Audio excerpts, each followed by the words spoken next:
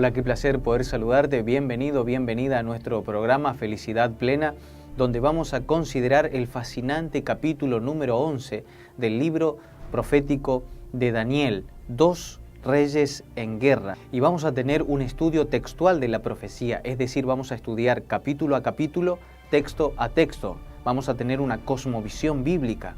Vamos a hablar del plan de salvación, del tercer milenio, del nuevo orden mundial, del juicio final y del tiempo que nos toca vivir a nosotros en la actualidad, el tiempo del fin.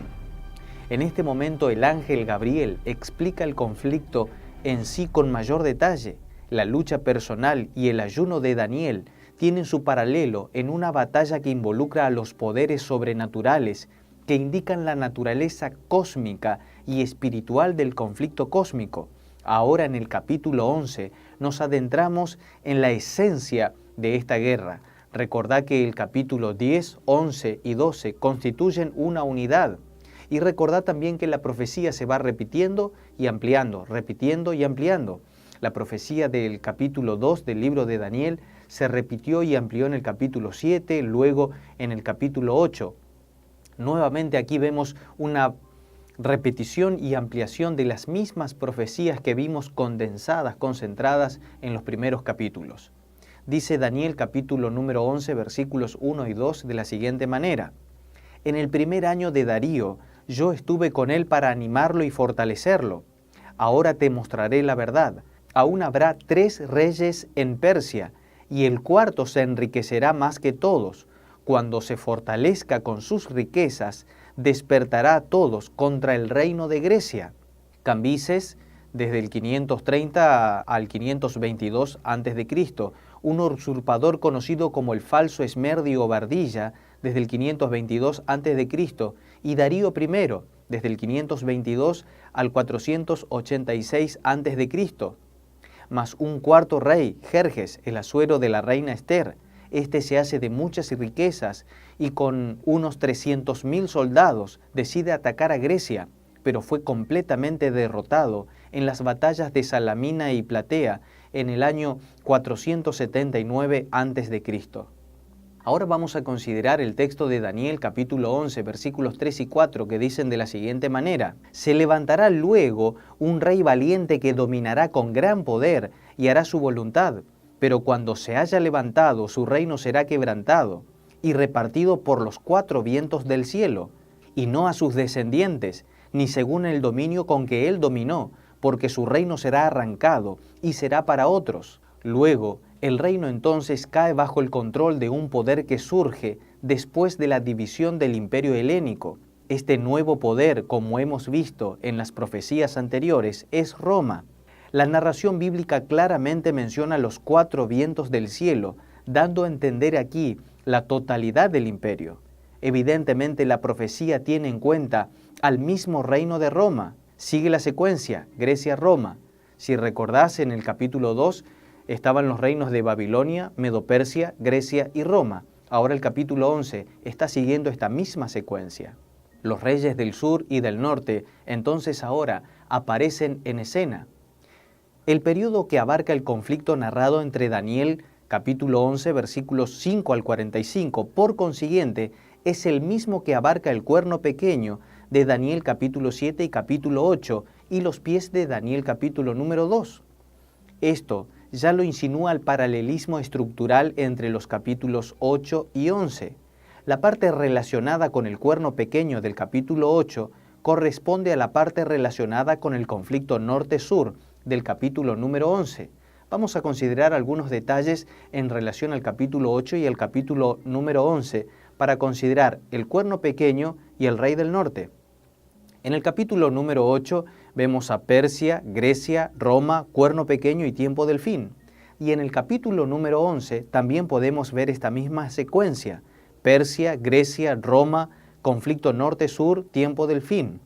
Algunos detalles relacionados con el rey del norte. Debe agregarse que el poder del norte, como se lo describe en el capítulo 11, tiene mucho en común con el cuerno pequeño. En primer lugar, el rey del norte desafía a Dios. En segundo lugar, el rey del norte profana el santuario y abroga el sacrificio diario. En tercer lugar, el rey del norte se establece en la tierra gloriosa y ataca el pacto santo. En cuarto lugar, al igual que el rey del norte, el cuerno pequeño del capítulo número 8 sale del norte. Y en quinto lugar, el rey del norte y el cuerno pequeño mueren iguales. El rey del norte llega a su fin sin recibir ayuda de nadie, mientras que el cuerno pequeño será quebrantado, aunque no por mano humana. De manera que el rey del norte y el cuerno pequeño tienen relación plena y total. El poder del norte y el cuerno pequeño, por lo tanto, representan los mismos rasgos característicos, tienen el mismo comportamiento, provienen de la misma dirección y comparten la misma muerte trágica. Finalmente abarcan el mismo periodo de tiempo que se extiende desde la caída del Imperio Romano hasta el tiempo del fin, es decir, el tiempo en que nos encontramos actualmente. Entonces concluimos que el rey del norte y el cuerno pequeño representan el mismo poder, que gozan de reconocimiento político y ejercen prerrogativas divinas. La historia del conflicto norte-sur de Daniel 11, 5 al 45 es la misma que la del cuerno pequeño del capítulo número 8. Ahora debemos descubrir el significado de este conflicto y sus repercusiones históricas. La estructura literaria del texto y el simbolismo de la referencia norte-sur insinúan la naturaleza espiritual del conflicto. Vamos a considerar ahora el simbolismo norte-sur. Es significativo que a partir del versículo 5, a los dos reinos ya no se los explica más como había sido hasta ahora Persia-Grecia. Las referencias al norte y el sur se vuelven abstractas y metafóricas. Vamos a considerar algunos detalles. En el lenguaje bíblico, el norte es el representante del mal, que usurpa a Dios. Va a decir el libro de Jeremías en el capítulo 1, versículo 14 de la siguiente manera: me dijo Jehová, del norte se soltará el mal sobre todos los moradores de la tierra. Por lo tanto, el sur simboliza en la tradición bíblica el poder humano sin Dios. Va a decir el libro de Éxodo en el capítulo 5, versículo 2 de la siguiente manera: el sur simboliza Egipto. ¿Quién es Jehová para que yo oiga su voz? Yo no conozco a Jehová. Por un lado tenemos al norte, que representa el poder religioso que se esfuerza por usurpar a Dios, mientras que en el otro tenemos al sur, que tolera los esfuerzos humanos, que rechaza a Dios y tiene fe solo en la humanidad. Aquí tenemos el rey del norte y el rey del sur claramente descrito en la profecía bíblica, pero también confirmado a través de la historia. Norte, poder religioso eclesiástico, desempeña el papel de Dios en la tierra. Sur, movimientos filosóficos y políticos, luchan con el arma de la razón. Ambos movimientos se hacen guerra mutuamente.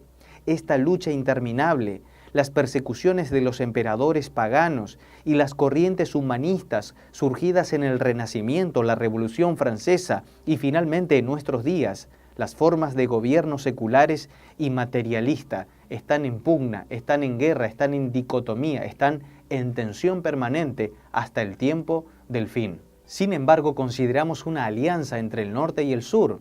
En los versículos de Daniel capítulo 11, versículos 6, 17, 22 y 23, pensamos en los intentos de acuerdo entre la Iglesia y el Estado de Constantino, las alianzas medievales en cuestiones legales, de control del territorio, de poder y filosóficas, y las tantas fuerzas religioso-políticas que intervienen en la actualidad.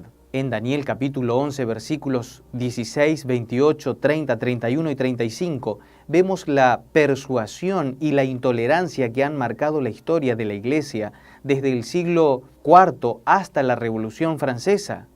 La forma literaria del texto nos advierte en contra de una interpretación literal del texto. Cuando consideramos los últimos versículos, entenderemos esta tensión permanente de conflictos y alianzas en el capítulo número 11 del libro de Daniel. El tiempo del fin. Vamos a considerar los versículos 40 al 45. En primer lugar, presenciamos un ataque del sur contra el norte. La batalla es corta pero intensa, donde el sur es aplastado por el norte. Va a decir Daniel capítulo 11, versículo 40, se levantará contra él como una tempestad, con carros y gente de caballo y muchas naves. Consideremos algunos detalles más del capítulo 11 en los versículos 40 al 45 en esta tensión entre el norte y el sur. Esta primera victoria masiva precede a la victoria final del norte. Por fin conquista la tierra gloriosa, pero la victoria aún no es total. Dice Daniel capítulo 11 en el versículo 41 de la siguiente manera: muchas provincias caerán, mas éstas escaparán de su mano, Edom y Moab y la mayoría de los hijos de Amón. ¿A qué se refiere la profecía bíblica? Históricamente, significa que el poder político-religioso triunfará sobre los movimientos ateos y políticos.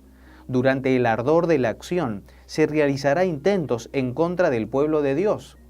La victoria del norte no es total ni definitiva. En el lenguaje simbólico, la profecía sugiere una resistencia del sur que empuja desde Edom, Moab y Amón. Esto significa que los diversos movimientos ateos humanistas resistirán y por un momento prevalecerán por encima de las fuerzas religiosas. Pero seguimos considerando esta tensión entre norte y sur en los versículos 40 al 45 del capítulo 11 del libro de Daniel, y vemos que la profecía va mucho más allá. Tiene lugar una segunda ofensiva. El rey del norte penetra en las regiones más australes del sur, Egipto, Libia y Etiopía, pero hay rumores provenientes del norte, es decir, desde Palestina, si consideramos esta en Etiopía en ese momento, que lo fuerzan a regresar en esa dirección. Sale con gran ira, según Daniel capítulo 11, versículo 44. Sus intenciones son claras: destruir y matar. Veamos algunos detalles. Al estar ocupado con las conquistas del sur, hasta ahora había descuidado esos disturbios marginales. Ahora ya nada frena su avance, ya no está más solo. Sus enemigos marchan a su lado, según Daniel capítulo 11, versículo 43. Por primera vez el norte y el sur se alían. Los pueblos del sur, libios, etíopes y egipcios, reconocen al norte como su líder y lo siguen en la última batalla contra el monte glorioso y santo. Es decir, estamos interpretando, según la historia, la profecía simbólica que encontramos en el libro de Daniel capítulo número 11. Levantan campamento entre los mares, según Daniel capítulo 11, versículo 45, es decir, el mar Mediterráneo y el mar Muerto, que enmarcan la tierra de Israel. Su aparición amenaza el templo de Dios. En el lenguaje bíblico, el monte glorioso y santo designa la ubicación del templo y, por extensión, el templo mismo. Consideremos algunos detalles en este sentido. Es el templo lo que hace que la tierra sea gloriosa y santa. El salmista declara en el Salmos capítulo 48, versículos 1 y 2, asimila el monte santo como el monte de Sión. A los lados del norte, una expresión idiomática que designa las alturas celestiales de la morada de Dios, según Isaías capítulo 14, versículo 13. El israelita entonces dirigía sus oraciones hacia el templo, la residencia del nombre de Dios, y desde el cielo, la morada de Dios, vendría la respuesta. Algunos detalles más en este sentido. La expresión monte glorioso y santo de Daniel 11:45 es entonces la ubicación celestial de la morada de Dios. Ya Daniel 2 mencionó esa montaña en el contexto del fin, específicamente durante los últimos intentos de unirse de los reinos terrenales. En Daniel capítulo 2, versículos 35, versículo 44 y versículo 45. Es decir, la profecía se repite y se amplía, como vimos en el capítulo número 2, ahora los detalles en el capítulo número 11. El monte del libro de Daniel no debería ser interpretado como una ubicación geográfica, sino como una alusión a una batalla espiritual de dimensiones cósmicas. Según Daniel capítulo 2 y Apocalipsis capítulo 16, los reyes de la tierra en todo el mundo, es decir, los del norte y los del sur de Daniel capítulo 11, se unen por primera vez en una batalla de consecuencias espirituales.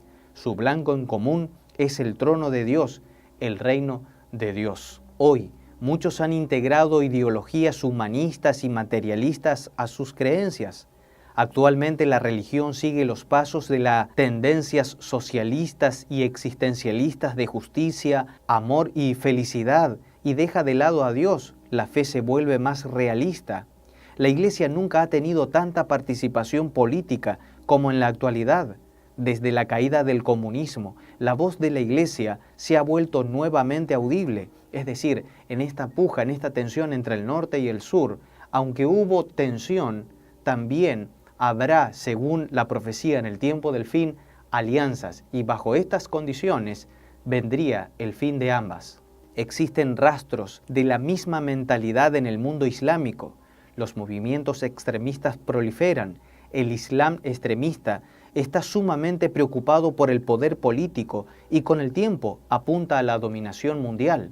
Por otro lado, el movimiento de la nueva era, que exalta a la humanidad a una categoría divina, seréis como Dios, según Génesis capítulo 3, versículo 5, dijo Satanás. Esa misma mentira aún impera, prevalece y afecta la mente de muchos. La antigua tentación que ardía a través de las primeras páginas de la Biblia de nuevo hace caer a las masas modernas. Por otro lado, encontramos algo realmente impresionante, el nuevo orden mundial. Los acontecimientos políticos recientes confirman sobradamente la profecía de Daniel. Los líderes mundiales osan fusionar sus poderes en un nuevo orden mundial.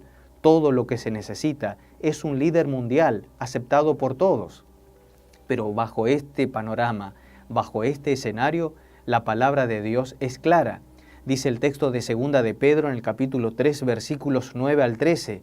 El Señor no retarda su promesa según algunos lo tienen por tardanza, sino que es paciente para con nosotros, no queriendo que ninguno perezca, sino que todos procedan al arrepentimiento. Según el texto del libro de Daniel en el capítulo número 2, se iban a suceder los imperios mundiales, Babilonia, Medo-Persia, Grecia, Roma, y esta tensión en los pies de la estatua. Luego vendría esa piedra no cortada con mano humana que establecería un reino eterno.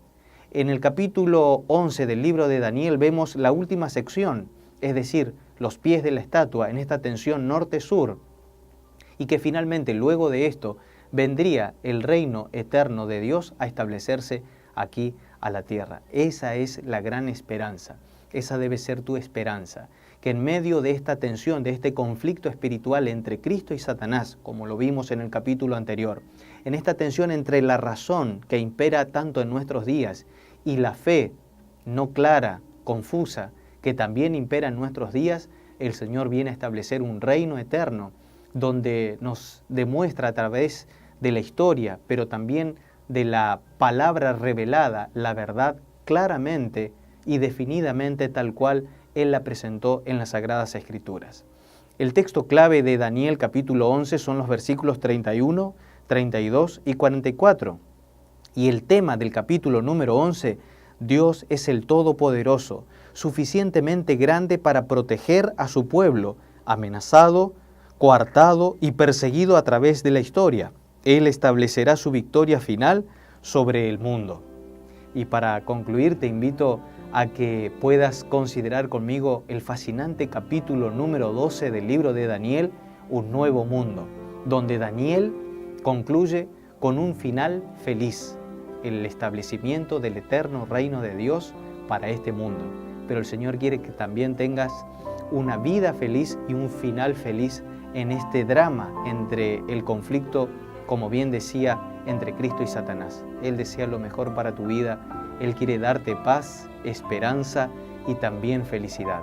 Le abrirás la puerta de tu corazón, le darás tu vida plenamente. Él más que nadie desea que tengas felicidad ahora, pero felicidad eterna también. Y de paso, recordá que felicidad empieza con fe.